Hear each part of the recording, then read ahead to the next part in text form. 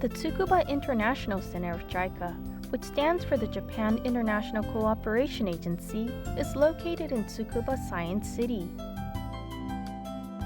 a city that coexists in harmony with nature.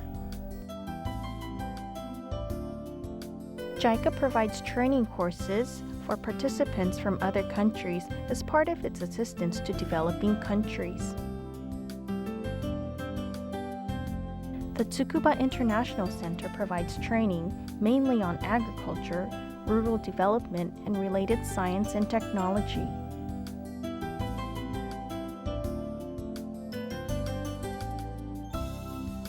The Tsukuba International Center accepts about 1,000 participants from around 100 countries each year as part of its training program. The Tsukuba International Center also works closely with the local people in various activities.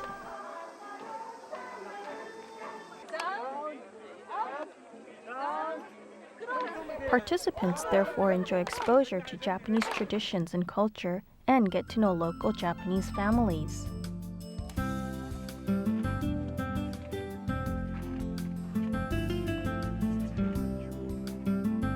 This video focuses on the grafting techniques of vegetables, just one of our many training topics.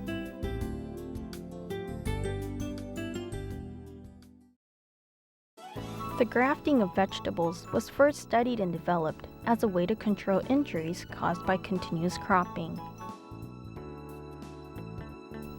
Later, various applications were developed, including a technique to control the growing period without being affected by climate. Vegetable grafting techniques are widely used for growing fruit vegetables in order to develop crops that are more resistant to soil-borne diseases, grow well even at lower temperatures, and have great plant vigor.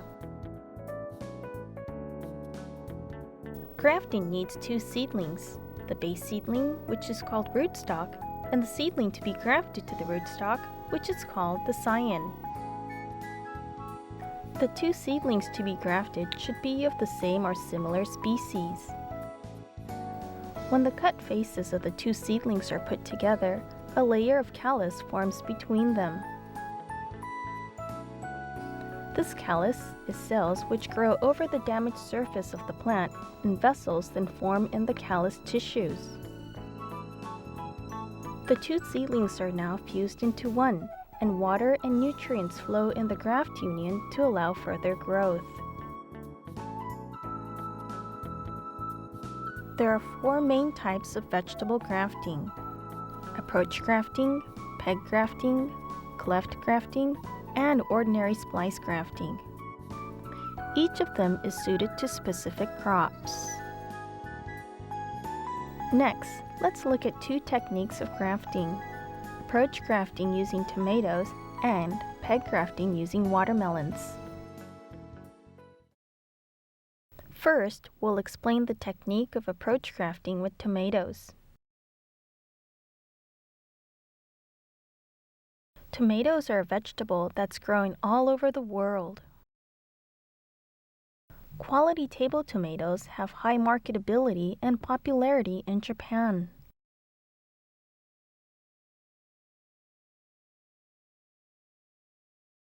But tomatoes grown in protected cultivation using the same field can suffer various disease injuries as a result of continuous cropping. As a solution, we take a tomato that's resistant to diseases for rootstock and another tomato of high quality and put them together by approach grafting. This allows us to continue the production of tasty tomatoes free of disease. The approach grafting procedure is like this. Prepare 2 seedlings or the rootstock and the scion with their roots spread in the soil. Make a cut into the stem of each seedling to a depth equal to 2/3 the diameter of the stem and splice them together. The rootstock is usually a variety that's resistant to diseases, and the scion is one capable of growing quality tomatoes. Here's the specific procedure of approach grafting with tomatoes. Sow seeds of slow-growing tomatoes as the rootstock.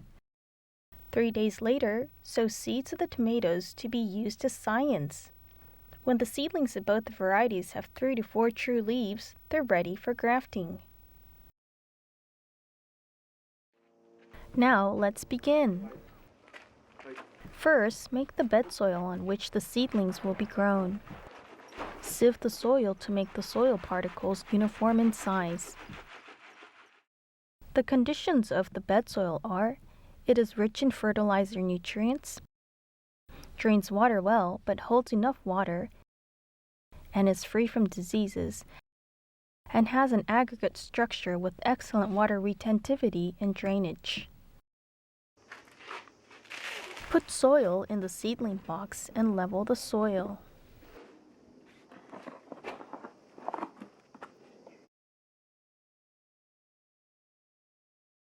Make seeding furrows to the depth of about 1 centimeter in the soil.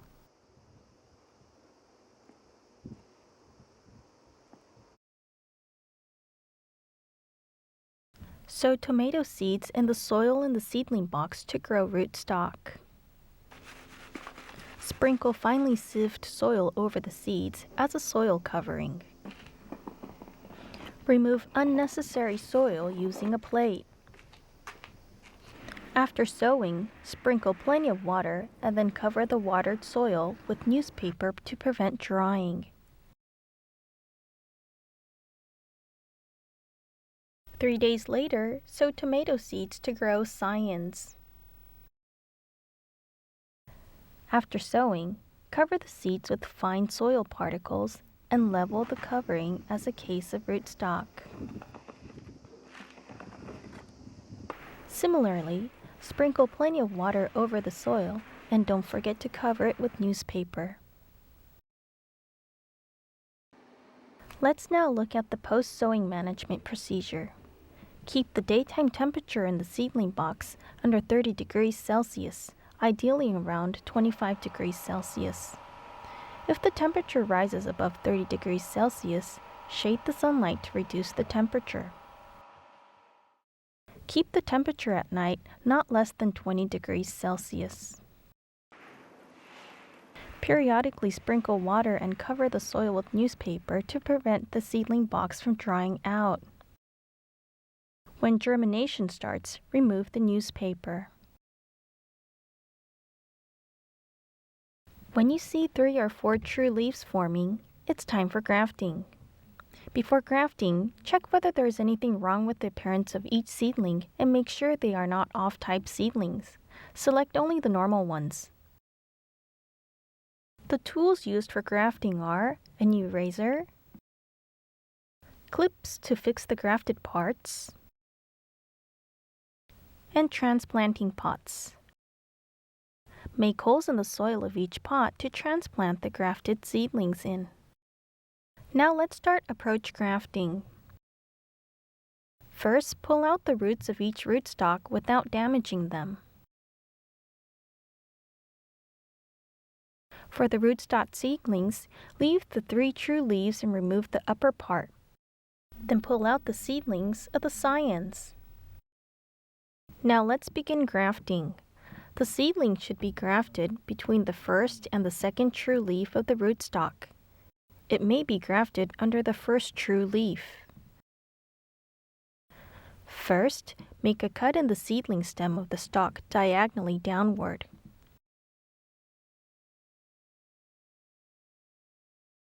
Make a cut up to the depth equal to 2/3 the diameter of the stem. After preparing the rootstock, make a cut in the seedling stem of the scion. For the scion, the cut is in the opposite direction to that of the stalk. That is, make a cut diagonally upward. After cutting both the stalk and the scion, graft them together.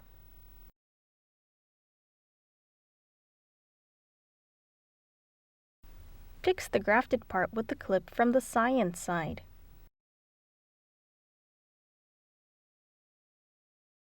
Plant the grafted seedlings into a transplanting pot with the finger-wide space between them.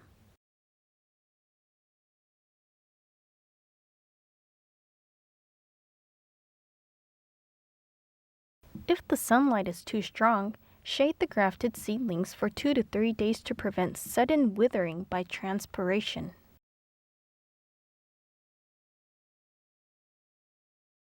After approach grafting the seedlings, crush the stem under the scion to check if the graft is taken.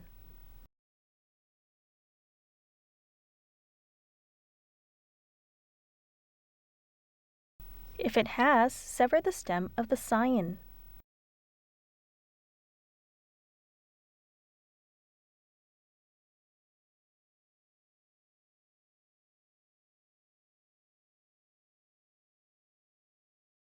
Let's see what the cross-section of the graft union looks like.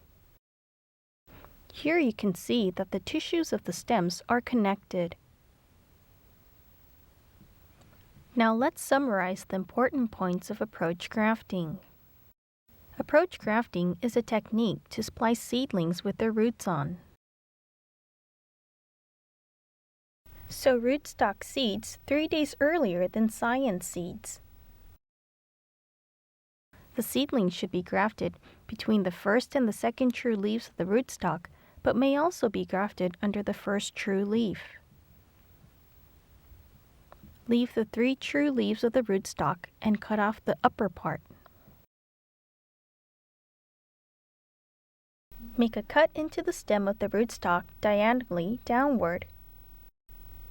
For the scion, make a cut diagonally upward. The depth of the cut should be 2/3 the diameter of the stem. Fix the graft union from the scion side with the clip. Be careful not to allow the grafted seedlings to wither up. If the sunlight is very strong, provide shade to reduce it. Next, let's learn peg grafting with watermelons. The peg grafting technique is used for cucurbitaceae such as watermelon and cucumber. In peg grafting, the species of plants used for the scion is different from that for the rootstock. For instance, bottle gourds are used as rootstock for grafting watermelons, whereas pumpkins are used for cucumbers. The graft takes well or poorly, depending on the variety of the rootstock.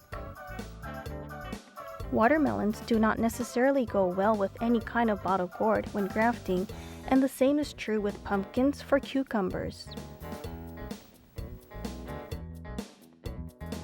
First, I'll explain the procedure of peg grafting with watermelons. To begin, sow bottle gourd seeds to grow a rootstock.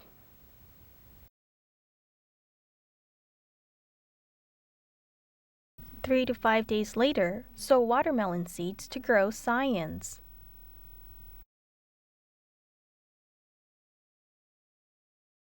About 2 weeks later, when a bottle gourd has 1 true leaf, it is time for peg grafting. Let's try peg grafting with watermelons. Check that the seedlings look okay. Use a sharp-top metal spatula or a bamboo or wood spatula to make a hole in the rootstock.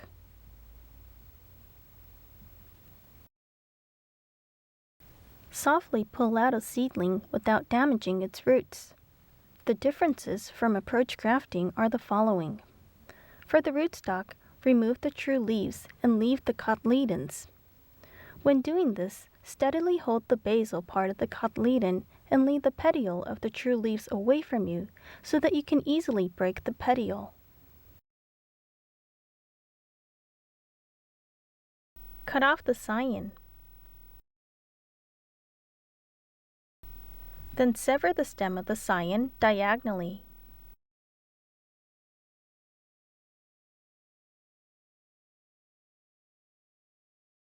Hold the stem in your mouth to prevent the cut surface from drying. When grafting the scion to the rootstock, make a small hole at the bottom of the true leaves of the rootstock. When doing this, make sure the tip of the spatula sticks out through the stem.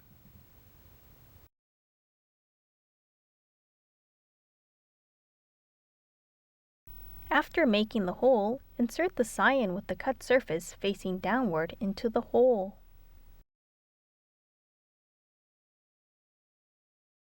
The angle and direction when you insert the scion into the rootstock are very important.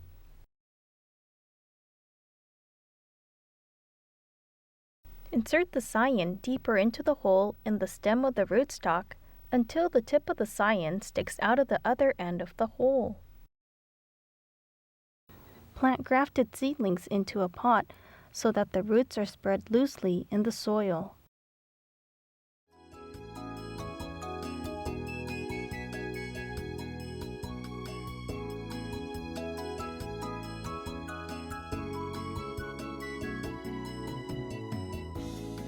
Management of peg-grafted seedlings until the graft is taken is more important than with approach-grafted seedlings.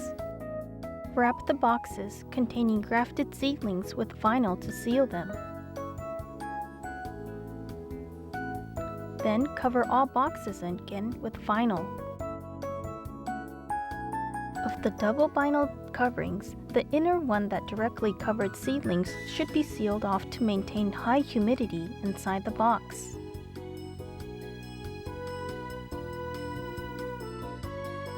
It is important to keep the temperature in the space inside the outer vinyl covering at around 25 degrees Celsius and not to allow it to fall below 15 degrees Celsius. When the outside temperature is low, put straw sheets, for instance, over the vinyl to keep it warmer inside. If the scions look very withered, keep them out of sunlight for a day or two, then expose them to sunlight in the morning and evening and gradually increase the duration of exposure. This process is called acclimatization. The point is to make scions receive sunlight as soon as possible and help them grow well. About a week later, the vessels become connected and the sprouts shoot up from the scions. When you are sure the scions are growing, remove the wrapping vinyl from the seedling boxes and provide good water management so that the roots of the rootstocks can get sufficient water. Grafting is completed when you're sure if the graft has taken. Let's remove one cotyledon of the rootstock and check how well the graft has taken. You can see they're definitely connected. Here, let's summarize the important points of peg grafting. Peg grafting is a technique of inserting a scion to a rootstock and is often used for grafting Cucurbitaceae. The species of plants used for scions and rootstock are different, but you should select varieties that are compatible with each other. Sow rootstock seeds 3 to 5 days earlier than scions. Leave the cotyledons of the rootstock, but remove the true leaves. For the scion, keep the embryo and cut it off diagonally.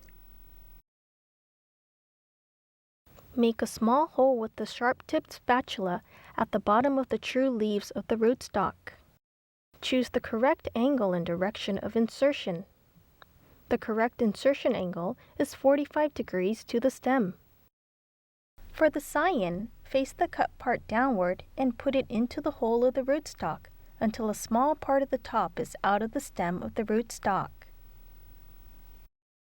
The humidity and temperature of the peg-grafted seedlings should be carefully controlled until the graft has taken. After grafting, if the seedlings are seriously withered, carry out the acclimatization process or temporarily block the light and then expose the seedlings gradually to sunlight. Lastly, let's look at how Japanese farmers carry out grafting when they grow crops. This farmhouse grafts some 6,000 tomato seedlings a year. Let's ask them what they like about grafting. 苗作りっていうのはね、苗繁作と言われるぐらいですから、栽培のね一生を考えますと一番のキーポイントだろうとそう思っています。接ぎ木をしないとね、せっかくハウスへ行っても枯れてしまう。そういう意味では本当に精密品だと思います。